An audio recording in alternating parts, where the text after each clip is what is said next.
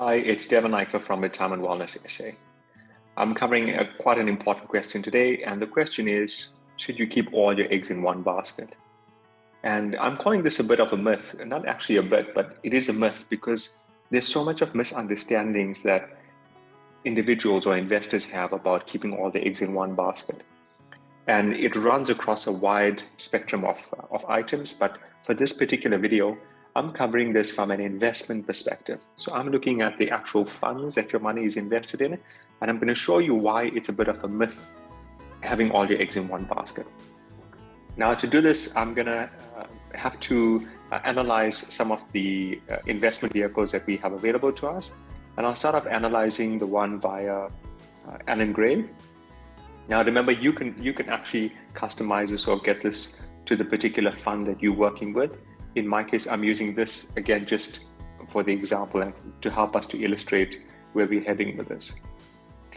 So you can see here, this is what we call a fund fact sheet. You can get this off the internet for free. And we're using Allan Gray in our example, but again, this can work across any of the funds that you're working with. What you want to make sure is that this is something that's current firstly. So you can see this is as of the 31st of March 2022. Again, you can download this off Google. Most of this information is provided readily easily on the websites of these investment houses. And I want you to see certain important aspects here. So if you have a look, the fund size is 157 billion Rand here. That's a lot of money that's inside. And definitely Allan Gray is not going to invest all their money into one basket. And I'm going to show you what they actually end up doing. At the bottom here, you have what is called asset classes. Asset classes. So this is giving you an idea of where this 157 billion is actually getting invested. Some of it is inside of equities, but again, within equities, you see some is in South Africa, some is in Africa, some is is outside of Africa. So it shows you the percentages. Then there's hedged equities, properties, commodity linked, bonds, money market. But ultimately, this money is still sitting inside companies itself. So let's go and have a look at them. On the left here, you can see top shareholdings. So they're telling you which companies have the biggest percentage or the biggest piece of the 157 billion. Heading up the list here, you can see British American Tobacco. So let's have a look at what's happening here. The money is getting into these asset classes here. We can see it. So it's going through these asset classes. And inside these asset classes are the actual companies that the money is invested in. Like, for example, British American Tobacco, Glencore, Naspers, Nedbank, Woolworths, Sasol. So these are the companies that the money is actually getting invested into. So if you analyze this, the money is not in one basket. So when you are investing, if you use this particular fund, for example, Allan Gray Balanced, and this applies to all funds. So if you're using this Allan Gray Balanced, or if it's Discovery Balance or Mutual Balance or Sanlam Balance or Coronation Balance, whichever balance fund, when you analyze it in the way I'm showing you now, you're going to see that it's never ever in one basket. To spread their risk, they always are going to invest amongst many asset classes, and there are many, many hundreds of companies generally that the money ultimately gets invested into that you're buying shares of. Another key thing that I want you to be mindful of is, let's take Glencore, right? So we're seeing Glencore here inside this particular fund fact sheet. Now, when you're doing the diversification, so if you're saying you don't want to leave everything into Allan Gray Balanced, what if they don't perform well? And now you want to use another company, let's just say Coronation Balanced. Now your next step is to make sure that Coronation Balanced is not investing inside the same asset classes or inside the same companies. So I'm going to analyze this for you better. Let's pull up a sheet with Coronation quickly. So here, this is Coronation's Balance Plus Fund.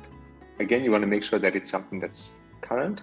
We're doing the same thing. We're analyzing where this money is actually getting invested. And if I look here, you can see the same structures applying. They've got assets that are domestic, so local, and then they've got international assets, and they're telling you the percentages, right? Also a huge amount of money that sits inside here. You can see in this case, they've got 101 billion that's here. So scrolling to the bottom, if you have a look at the top 10 holdings here, I want you to see that Glencore still features. British American Tobacco still features. So if you want to not keep all your eggs in one basket, you've got to analyze this a lot more carefully. Because if British American tobacco does not perform well, for example, and you have this inside the Allen Gray portfolio as well as your Coronation portfolio, both are going to take a bit of a hit. So more than just analyzing this, you want to go and create what I call an investment strategy. And that is not so much focused on what kind of return you're getting from your investments or what, where this money is getting invested. It's focused on what the strategy of the fund is. So what is this fund trying to achieve? And is what the fund wanting to achieve in alignment with what your goals are? So I'll say that again, is what the fund wanting to achieve in alignment with what your goals are? So let's go and have a look at this, and I'll show you where to read that particular piece of information. You want to have a look at, so at the top here, you'll see information like this. What's the fund objective? What does the fund invest in? And who should consider investing inside of the fund? And then I also want to go one step further because we want to go and have a look at what we call the benchmark. So the benchmark it's sort of like a target. It's not that the fund is going to achieve it, but it's what the fund is striving for. So in this case, if you have a look at it, the benchmark here is the ACISA fund category average. The ACISA fund category average. Now here's what I want you to think about. If your goal is to match up with the ACISA fund category average, then you are in alignment with what this fund wants to achieve. What you want and what the fund is aiming to do is the same. Follow? What happens in a case where you want to achieve X and in essence the fund wants to achieve Y? See? Then it's like you're not speaking the same language. So you are expecting to have a certain type of experience from the investment, but the fund is moving in another direction. So you might want to move left, but the fund is actually moving right. And that's something that you want to be mindful of. Now, the key thing here is you can analyze this before you invest your money. So before you invest money into any of the investment houses, you can take a look at what they're actually trying to achieve. What's their benchmark? And then you want to go and determine whether that is something that is in alignment with what you want. Now, one step further that I want to share with you is it's not just important to analyze the benchmark itself, you also want to go and analyze whether they're able to achieve that benchmark. So further down, you will see the past performance. And in this particular case, you can see over different time periods. So year to date, the last 1 year, 3 year, 5 year. So you want to look at the fund return. You want to have a look at, see, in this case, it's telling us CPI plus 5 as a target. And what's the group average? So you want to make sure, is that fund delivering a return better than the benchmark? If it's delivering a return better than the benchmark, then you know they're actually achieving what their goal is. But if you're having a fund where it's telling you it wants to deliver, for example, 10%, but when you look at the past performance, that past performance is showing you that it's only delivered 8%. Then you sort of know it's set the target too high and it's not actually getting to reach that. And you just want to be mindful of whether you want to invest in it or not. So when it comes to investing and keeping all of your eggs in one basket, the key points here is to know that all of these funds ultimately split into many different companies. So even if you're using one fund, the diversification itself is already present because the fund itself is going to invest in multiple places. If you're using more than one fund, then you want to start to analyze what's your reason for investing in more than one, what's the value. You want to make sure that there's no duplication of some of the investment houses or the companies, like what we saw with British American Tobacco.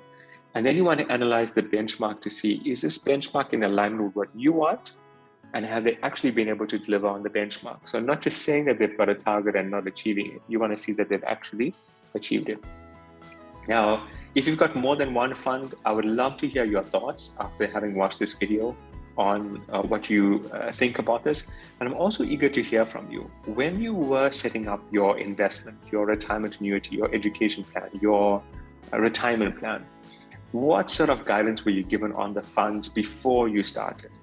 You know, were you given the information or the analysis like this, or was it just given to you and you felt you had no choice, you had to invest? I'd love to hear from you. So post a comment below and let me know.